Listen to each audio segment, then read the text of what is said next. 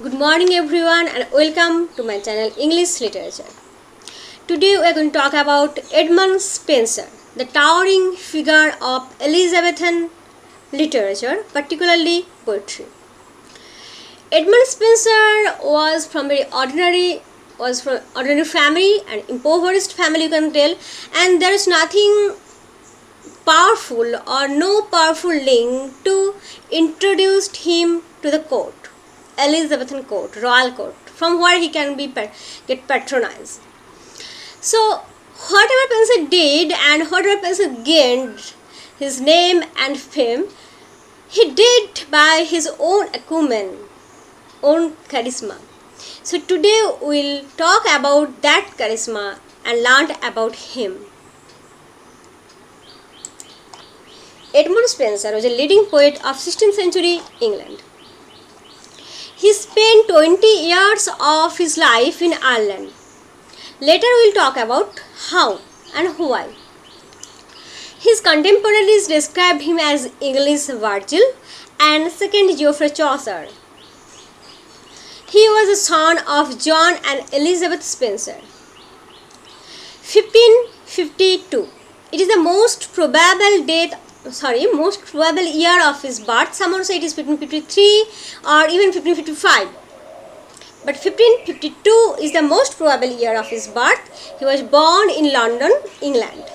And in the same year, his best friend and confidant, Walter Raleigh, was born. And Walter Raleigh has great influence in Spenser's life. 1553, death of Edward VI. Edward VI, do you remember?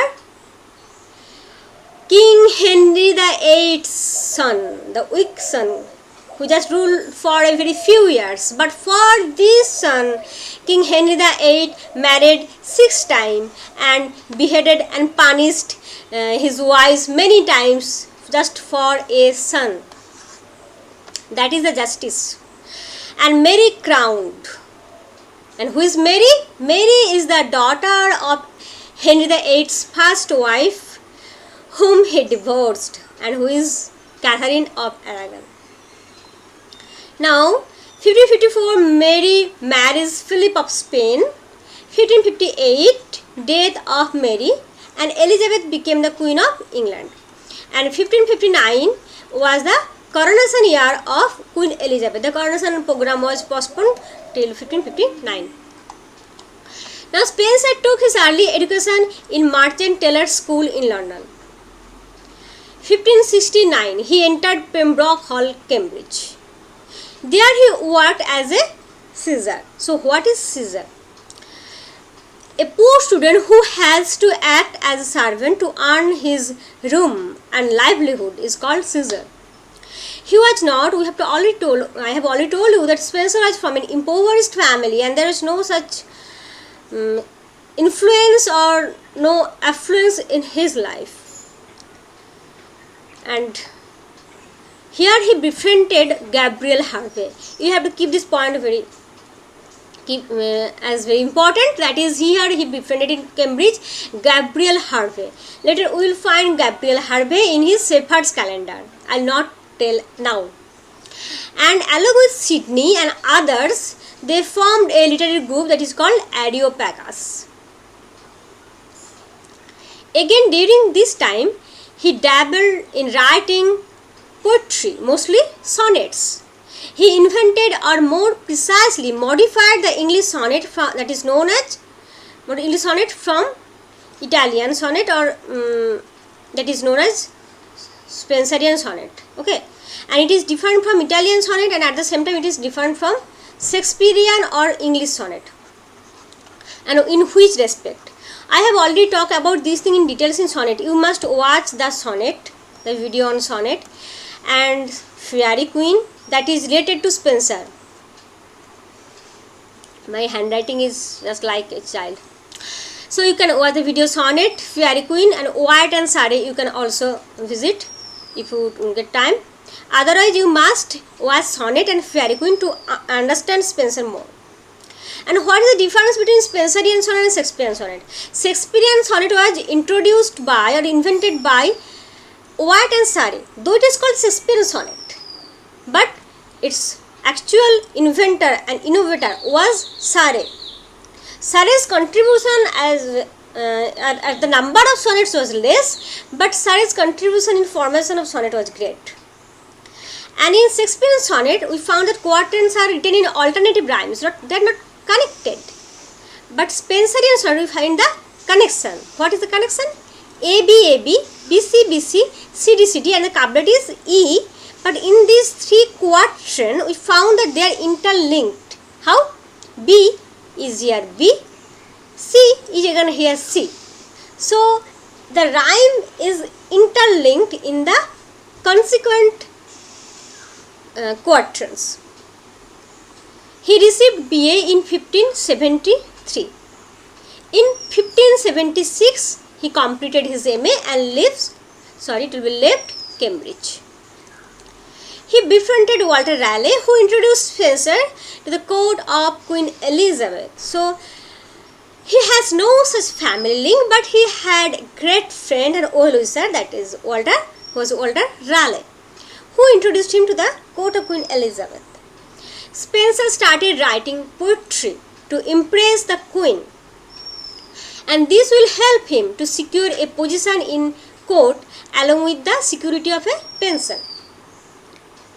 1579, publication of the Shepheardes Calender, Spenser's first literary work. It is a pastoral poem in 12 eclogues and model on Virgil and Theocritus. About Shepheardes Calender, I will make another video. There we will discuss in details. Okay, like Faerie Queene, you have to check that also. So you must check sonnet, then you will understand Spenser's sonnet style, and you must check Faerie Queene because that is very, very important. And later there will be Shepheardes Calender. And the main dominating character is Colin Clout, who is based on John Skelton's Colin Clout. So take this note. Already whatever I have provided here, I think they all are the just gist of Spenser's life. And every line is important and every line is an information. So even then I am telling you, just keep note of some very important thing, like the publication date of the works, the Shepheardes Calenders, the Colin Clout main character, and the character is based on John Skelton's Colin Clout. And here he wrote this not under the name of Edmund Spenser, but under the pseudonym, what? Emerito. You have to keep in mind that Spenser wrote the Shepheardes Calender under the pseudonym Emerito. What does it mean? It means unworthy. Spenser dedicated this book to Sidney. Another point. And Sidney, in his defense of poesy, which was published in the same year, 1579. So 1579, here it is 1579. But it was later, it was earlier, because at first Spenser wrote it and dedicated it to Sidney, and then Sidney died defense of poesy and praised Spenser in his writing. Now come to the story of Ireland. Why Spenser spent long 20 years in Ireland and how Spenser is related to Ireland. Arthur Lord Grey of Wilton was appointed as Lord Deputy of Ireland. He made Spenser his private secretary. So thus Spenser get a chance to visit Ireland, and Spenser accompanied him to Ireland. 1582, Grey was recalled to England for his severe treatment of the Irish people. Spenser remained in England. I want to tell something in this respect, that is the concept of colonization. Later we will find that Spenser wrote in his book, in his essay, that he just defended Grey. Grey was called back in England for his severe treatment to Irish people, but Spenser defended Grey by saying that whatever he was doing, he was just working on the uncivilized Irish people and he was trying to make them civilized. White man's burden. Now 1586, death of Sir Philip Sidney. 1588, defeat of the Spanish Armada. 1589, Spenser completed his magnum opus, The Faerie Queene, one of the greatest epic poems of the English language. 3 of the 7 cantos of the Faerie Queene were published in 1589. Okay, there is some ambiguity here. Someone says it is published in 1589, but later I find another information that Spenser's friend Walter Raleigh helped him to publish it in 1590. Okay, so 1589 and somehow I find 1590. I think actually Spenser finished it in 1591 and presented it in the court of Queen Elizabeth, and 1590 it get published. But I keep these two information because then you will not get confused. Now Spenser saw it in the Queen's court, and even Spenser recited from it to Queen Elizabeth. 1591, Spenser returned to Ireland and engaged in writing some minor poems, and also Colin Cloud's Come Home Again. This work Spenser started during this time, 1591, though it was published in 1595. And it was an idealized poetic autobiography. Keep in mind, everything is important here. It is an idealized poetic autobiography, and he dedicated it to whom? His well-wisher and best friend Raleigh. During this time, he started quoting Elizabeth Boyle. Elizabeth Boyle was an Anglo-Irish woman, and they got married in 1594 on 11th June. 1595, Spenser's sonnet sequence Amoretti. So what is Amoretti? Amoretti was Spenser's sonnet sequence that Spenser wrote on their love affair with Elizabeth Boyle and their courting and their marriage. And along with this, Spenser also wrote the Epithalamion, and they get published under the same name, one title, that is Amoretti and Epithalamion. Amoretti chronicles his courtship and marriage with Elizabeth Boyle. Amoretti is a sonnet cycle that contains 89 sonnets and a series of short poems that is called Anacreontics. And what is Anacreontics? We have to know about that. It is from, you can find here, the Greek verse writer, Greek poet Anacreon. And Anacreon used to write about wine, love, drinking, the small verse, and this style was taken by Spenser in his some small short poems, and that is why it is called Anacreontics. Okay, and you have to keep this information in mind and also in your notebook. Epithalamion is the greatest love poems, ingeniously constructed with 24 stanzas. Again, an important point, that represent 24 hours of the wedding day. So the 24 stanzas of Epithalamion represent what? 24 hours of the wedding day. Epithalamion is the marriage song.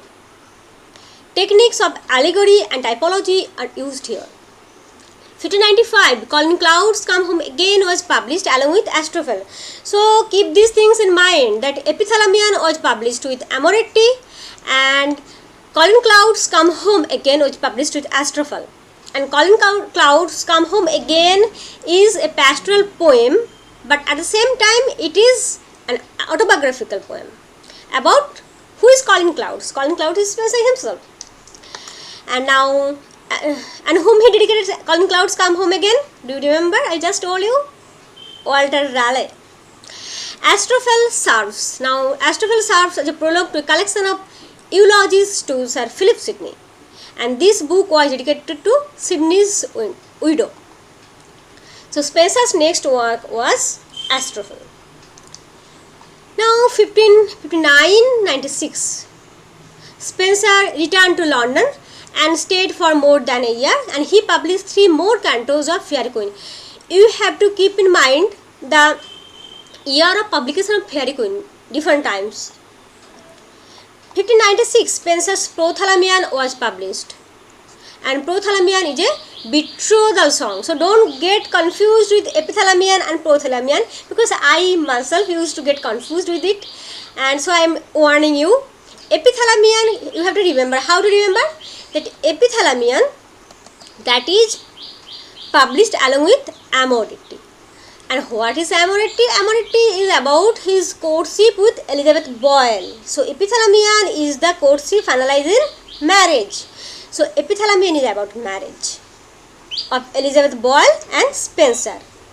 Okay, and it was published in 1595 and Prothalamion was published in 1596. That is actually betrothal song. Can you hear the bird is twittering? Actually, I feel that it get impressed with my teaching, and it is answering me. Okay. Yeah. Prothalamion is a betrothal song composed for the occasion of the twin marriage of the daughters of Earl of Worcester, Elizabeth Somerset and Catherine Somerset. Keep it in point, note down it. Elizabeth Somerset and Catherine Somerset, twin betrothal. So betrothal song is Prothalamion and marriage song is Epithalamion. He describes the Thames along with two beautiful maidens. He even draws allusion to the myth of Job and Leda. So if you are asked that in which of his works Spenser drew the allusion of Job and Leda, it is Prothalamion. He portraying two swans by the Thames. Sweet Thames, run softly till I end my song. This line appears at the end of each stanza of Prothalamion. And later, who borrowed it? T.S. Eliot borrowed it in his Wasteland. Okay. All is important. Keep everything in mind. Now, 1598, Spenser was named Sheriff of the Irish country of Cork in 1598. And at the end of 1598, he arrived in London. 1598, a view of the present state of Ireland. What I was talking about, the concept of colonization, that white man's burden, it is the burden of them to civilized who are not uncivilized. That theme was defended. Conrad's Heart of Darkness, Marlowe, and that theme was first practiced by Spenser in the A View of the Present State of Ireland, where Spenser defended his, you can say, his guide Grey or his boss Grey. And it was published in James Ward's Ancient Irish Chronicles in 1598. Okay, it was written in the form of a dialogue. Here Spenser defended the policies of his earlier patron, idle boss, Lord Grey, and Grey's dealing with the Irish people. He suggested that whatever methods Grey took for the reform of the Irish people, it was for their good, for their benefit. Ireland is a diseased portion of the state. It must first be cured and reformed. Okay. So first voice of colonization, first voice of white man's burden, we heard from Spenser. 1599, Spenser died of illness in 16th January. And Spenser's work reflect the nationalistic, religious as well as humanistic ideals of Elizabethan England. His works created a trend of romantic pastoralism and influenced later writers like Shakespeare, Drayton, Fletcher and Milton. Okay, that is Spenser's influence and Spenser's contribution in Elizabethan poetry, particularly, and in more general Elizabethan literature. Major works of Spenser at a glance: Shepheardes Calender and publication date, Faerie Queene, Amoretti, Astrophel, Calling Clouds Come Home Again, Epithalamion and Prothalamion. Okay, with this I'll take bye.